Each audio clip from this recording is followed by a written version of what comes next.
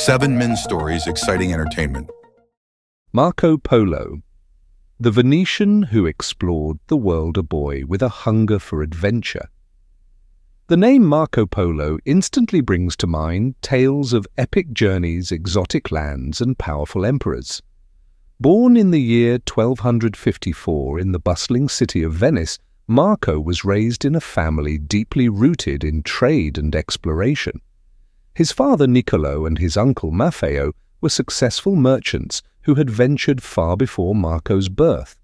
It was an era when the East was a realm of mystery, a land rich with treasures and cultures unknown to the people of Europe. But for Marco, this mysterious world was not just a dream, it would soon become his reality. As a young boy, Marco was captivated by the stories his father and uncle told of their travels through the Middle East and beyond.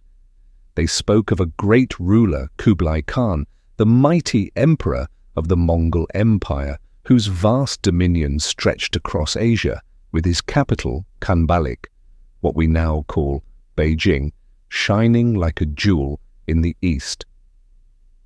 Marco's curiosity grew, and he longed to see these wonders for himself.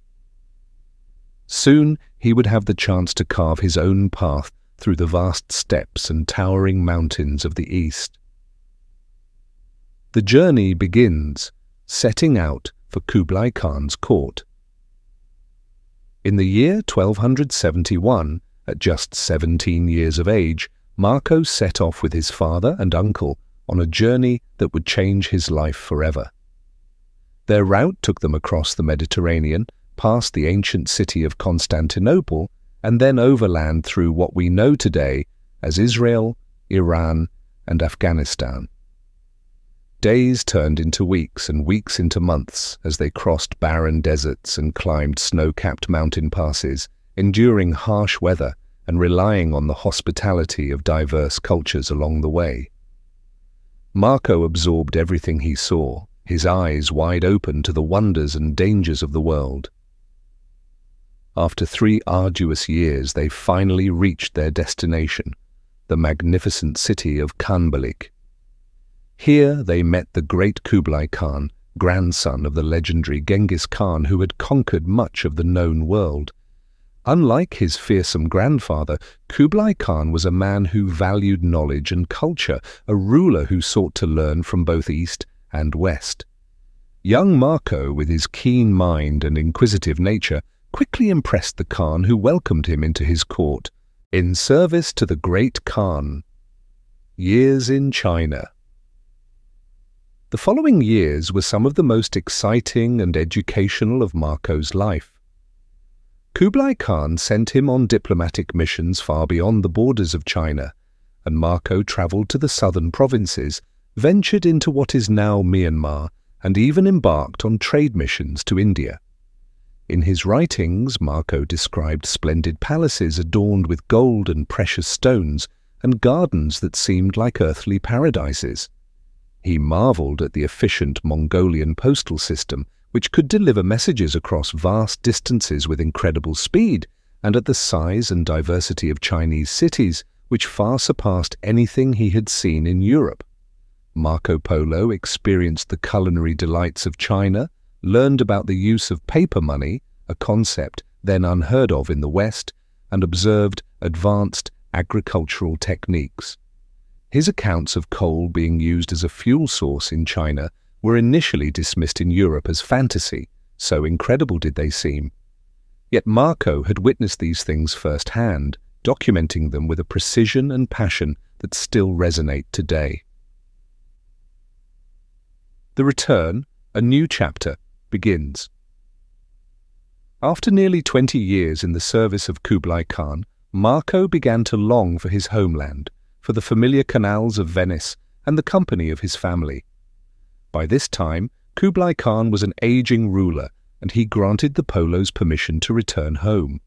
Their journey back was just as arduous and dangerous as the one that had brought them to China. They joined a merchant fleet that sailed across the Indian Ocean and then travelled overland back to Venice. It was a long and perilous voyage, and many of their companions did not survive. When the Polos finally arrived in Venice in the year 1295, they were almost unrecognizable.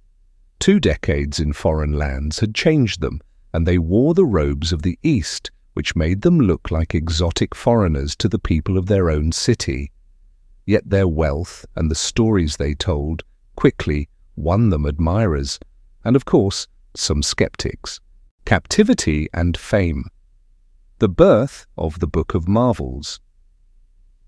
A few years after his return, Marco Polo found himself caught in the political turmoil of Italy. During a war between Venice and Genoa, Marco was captured and imprisoned in Genoese jail. It was during this time of captivity that Marco met Rustichello da Pisa, a writer who became fascinated with Marco's tales.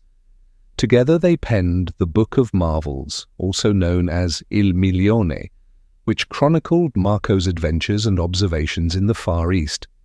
This book would become one of the most famous travel accounts in history, offering a window into a world that was previously unknown to Europeans. The tales of grand palaces, strange beasts like rhinos and crocodiles, and cities teeming with life and innovation inspired generations of explorers and adventurers. Although many of his contemporaries doubted the truth of his stories, Marco's book spread quickly and was translated into many languages. It later became a significant inspiration for explorers like Christopher Columbus, who set out westward, fueled by the possibilities Marco Polo's accounts had opened up. The legacy of Marco Polo. Marco Polo passed away in the year 1324 in Venice. Even on his deathbed, friends and family urged him to admit that his stories had been exaggerated or fabricated. Yet Marco stood firm. "I have not told half of what I saw," he reportedly said. Perhaps this was the key to his enduring legacy, the blend of truth, mystery, and the unknown that made his stories so compelling.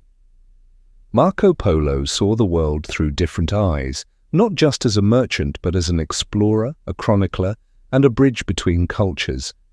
His life was one great journey, crossing not only the physical boundaries of the world as he knew it, but also the intellectual and cultural divides that separated the people of his time. To this day, Marco Polo's name stands for curiosity and the unyielding human spirit to explore and understand the unknown. His story encourages us to look at the world with open eyes and an open mind, ready to discover the wonders it holds for us. Feel free to follow this channel to avoid missing any new content. Disclaimer: the images are AI generated and are for illustration purposes. The stories on this channel are researched to the best of our knowledge.